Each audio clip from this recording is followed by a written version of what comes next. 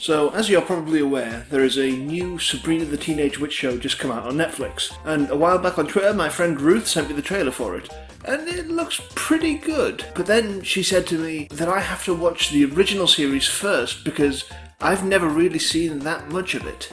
And she said that if I didn't, she would disown me. I mean, she's probably joking, but I don't want to take that risk. So, I'm gonna watch it. All of Sabrina the Teenage Witch. Starting today, I'm gonna watch all of Series 1 in one day. This is probably a terrible idea, but I can let you know what I think of it as it goes on. If it's any good, or if it's just a really dated 90s show, we will find out. So, without further ado, I'm gonna watch Sabrina the Teenage Witch. Okay, so the pilot episode is a pretty decent setup for what's to come, I guess. You know, you get introduced to all your major players, you get there's a couple of okay jokes in there. Sabrina can only turn things into pineapples because she hasn't learned how to do anything else yet. And she accidentally turns the bully girl at school into a pineapple, takes it home, and then Aunt Hilda is like, okay, I can solve this, and just gets out a cleaver and is about to cut it up. So it's like, Aunt Hilda was about to dismember that child. Sabrina is sick of that stuck-up girl Libby telling all these lies, and so she gets truth sprinkles and puts it on a bundt cake to make Libby tell the truth. But then, oh no, the sprinkles get put on all the bundt cakes and everyone in the school is forced to tell the truth. What wacky shenanigans. It was an alright episode. It feels like there's more promise to it than it is showing at the minute. It's not really doing too much with the premise of the witch stuff, and that's the stuff I would like to see more of. So hopefully it will put more focus onto doing some more interesting things with it, but at the same time I'm not really holding out much hope.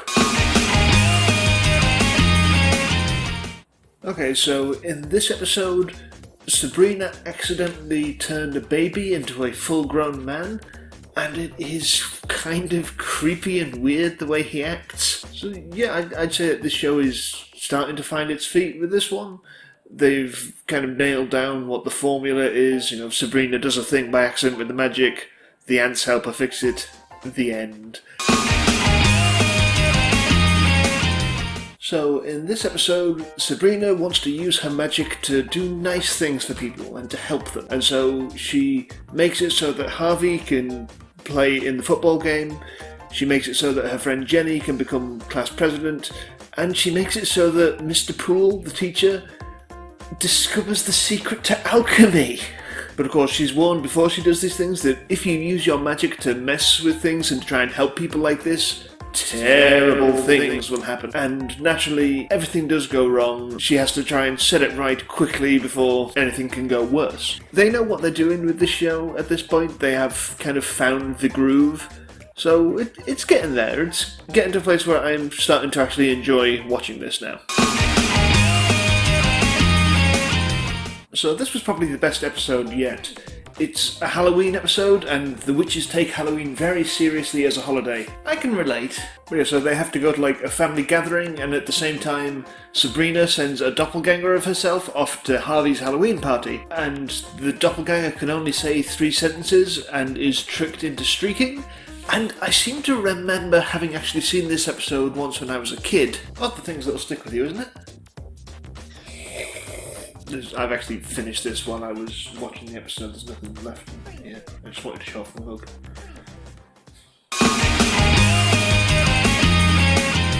So in this episode, Aunt Hilda and Aunt Zelda made Sabrina a dream date out of clay and brought him to life, and she goes to dance with him, but she really wants to be with Harvey. And the episode... Oh, hello. Hi. You're here to interrupt me talking about Sabrina, I see. You just thought, you know what? He's not talking enough about Salem. Talk more about Salem. He's the best part of the show. That's what you want, isn't it? I see. But yeah, basically the episode actually advanced the relationship between Sabrina and Harvey a bit more, and that was kind of nice. Otherwise, okay. He's gone again. He seems to get scared by the sound of the camera lens turning on. So this was a bit of a nothing episode. Raquel Welch guest starred as another aunt, Aunt Vesta, and she takes Sabrina to where she lives in the Pleasure Dome, and nothing really happens. It's a bit of a dull one. Other than there's a bit where Sabrina is filming a music video while she's in the Pleasure Dome, and her idea is dancing clowns. So she's wearing this like zebra print dress with like leather gloves and boots, and there's all these clowns dancing, and the song she's singing is just this weird one that they keep using through the whole episode. Everyone seems to like. It's going like, shake your whammy fanny funky song, and it's not a very good song. So in this episode, Sabrina became the assistant to a magician at the school and accidentally turns him invisible. Hijinks ensue. The significant part of the episode though, Harvey finally asks Sabrina out. I'm so happy. I hope those two get together. So in this episode, Sabrina turned Libby, the bully girl, into a geek, and it was really annoying and irritating to watch the stereotype of the geek that they had, where they've all got glasses and they all go like and they've all like got greasy hair, and it's just like, I don't see the point of reducing everyone to specific stereotypes. I know it's just that it's a simple 90s kids show and I shouldn't think too much about this kind of thing, but I don't like that as a way of writing. I don't like that at all. So in this episode, Sabrina used her magic powers to make herself good at Kung Fu. That old relatable scenario. It was pretty fun, to be honest. The Kung Fu stuff was like quite cartoonish, and Paul Feig was clearly having a lot of fun as the teacher. By the way, I don't think I've mentioned this yet, but Mr. Poole is played by Paul Feig, the director of Bridesmaids. Okay.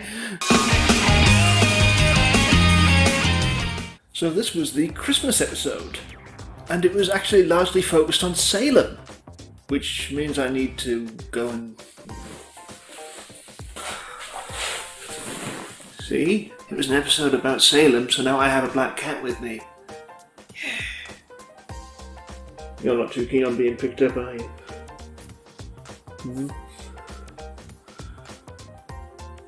So this is all we need to make the... I could just do this for the whole video, and it would be good YouTube content, wouldn't it? Okay.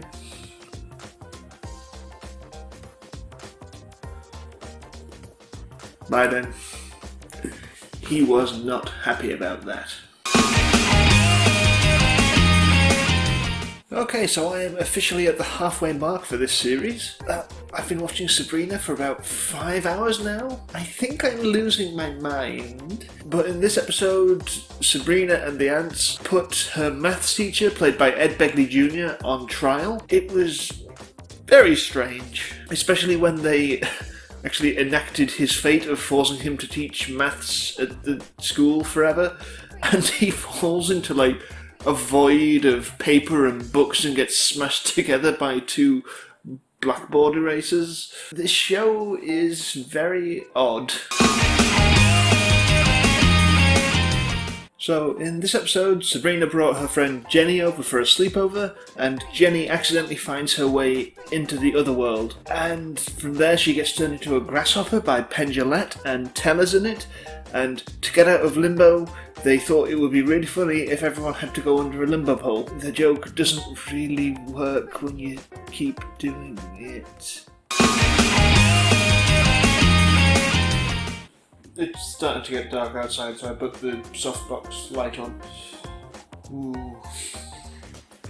So in this episode, Sabrina got a wart on her forehead, and then she was in such a bad mood that she walked through the mirror and got trapped in her bad mood, and then had to save the day with flan, leading her to actually say, never underestimate the power of flan.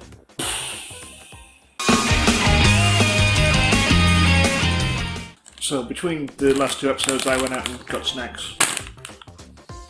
So in this episode, Sabrina, Harvey, Libby and Gordy are going out to meet the band The Violent Femmes at a signing, but Hilda and Zelda decide that they need adult supervision, and so they turn themselves into teenagers so that they can go along without embarrassing Sabrina. Hijinks ensue, as you might expect. This was an alright one. The highlight was definitely the violent femmes, who were just clearly having a good time playing against the type people would expect of them. It was okay. So in this episode, Sabrina, Hilda and Zelda all go on a ski vacation to Mars. Isn't that fun and unique and interesting? What was actually good about this episode was it did a bit more towards Sabrina and Harvey's relationship, which I think might honestly be the bit of the show that I like the most. If you had told teenage me he would be most interested in the relationship part of Sabrina the Teenage Witch, he would have thought you were weird. So in this episode, Sabrina finds out that if she kisses Harvey, he might turn into a frog. Naturally, she does end up kissing him and he does turn into a frog, and she has to go through a whole thing of trials to turn him back. But more importantly, at the very start of the episode, Salem was catfishing people on a message board and no one questioned it. So this episode was about looking after old people at an old folks' home. And to get more people to do it, Sabrina pretended to be Libby, and then when Libby turned up, she started hanging out with the old person Sabrina wanted to. It was a bit, but more importantly, the episode opened with Salem singing Witchcraft by Frank Sinatra while wearing a hat. Top notch. And also, Aunt Hilda took hair soup and grew a beard, and no one cared, and I find that amazing, and I wish more shows had women with beards where no one cared. So in this episode, Sabrina enters Salem into a cat show to try and win some money so they can go to an amusement park, which means it's another Salem heavy episode. I think though that I've already used up what little goodwill Frank had for appearing on camera, but we'll see if some treats can bring it out.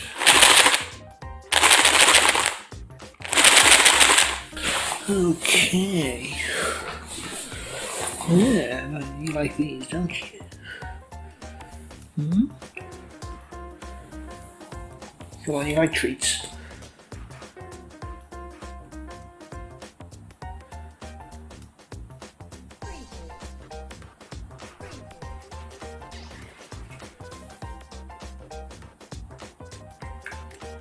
There we go, good boy. Good boy.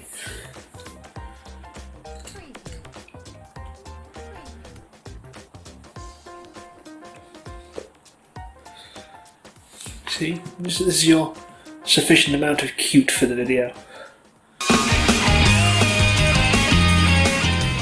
So in this episode, Sabrina's dad comes to visit and brings his new girlfriend Gail with him. The two have a falling out and Sabrina has to do her best to try and get them back together at the end. It was kind of an interesting little episode in terms of like the character development and stuff, but Sabrina was such a bitch in this episode. What the hell?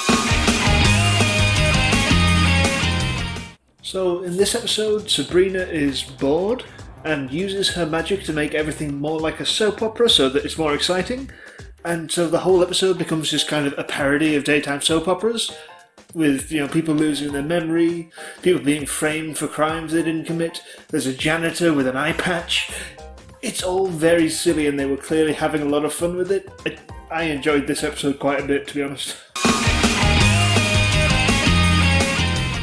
So in this episode, Sabrina shrinks down really small because she feels small after taking a joyride on the flying vacuum cleaner, and then they have some flashbacks to Hilda and Zelda's past, and the whole thing just felt like they had about 3 episodes that weren't long enough, and so they just kind of cobbled them all together. It's probably the least interesting episode there's been this series, to be honest. Ooh, it's been a long day. So in this episode, they went on a class trip to Salem, where they all got dressed up in Puritan costumes and had to pretend to be Puritans, and then people were starting to get accused of being a witch. So naturally, Sabrina ends up on trial for being a witch, and has to try and prove that she isn't. It was a pretty fun episode. I could have seen this one as the series finale, but No, indeed, I have one more, and then I'm done for the day. And so I reached the final episode of the first season of Sabrina the Teenage Witch. In this last episode, Sabrina accidentally gets engaged to a troll, and Harvey has to become a prince to save her. It's fine. I can see why they made this one the series finale rather than the Salem one, even though the Salem one was better, since this was focused on the relationship, and that has kind of been the strongest part of the whole thing. So overall, this show is pretty fun. It's a simple kind of switch your brain off, just let it go sort of a sitcom. It's not one that I would recommend binge watching like this. I don't think it was meant for this kind of thing, because obviously this was before any kind of streaming service, this show. So it's made that you watch one, you don't think about it too hard after. But when you're watching 24 episodes back to back in one day, obviously you're not going to have the intended experience. But for what it's worth, I didn't have a bad day. You know, there were a few episodes here and there which were a bit meh, but by and large it's fairly enjoyable. The performers are all really good. Like Melissa Joan Hart, particularly as Sabrina, brings a lot of energy to it. She's a really likeable presence. Nick Bakay is the voice of Salem. And the animatronic that they use for Salem is pretty good for the most part on a TV show sitcom budget, and also like the real cat that they have is particularly well trained. I mean, I do not know cats that are that compliant. I mean, you've seen just how little my cat wanted to be involved in this video. He's not going to come back in now. So yeah, I would say that I have enjoyed watching this series, but I'm kind of all Sabrina the Teenage Witched out for now. Maybe I will come back to the other series of this at a later point, but right now I couldn't face another episode for a while. Maybe I should just start watching the new Sabrina anyway. Let me know if you think that's what I should do. Let me know if you think I should watch more of Sabrina and when I should do it.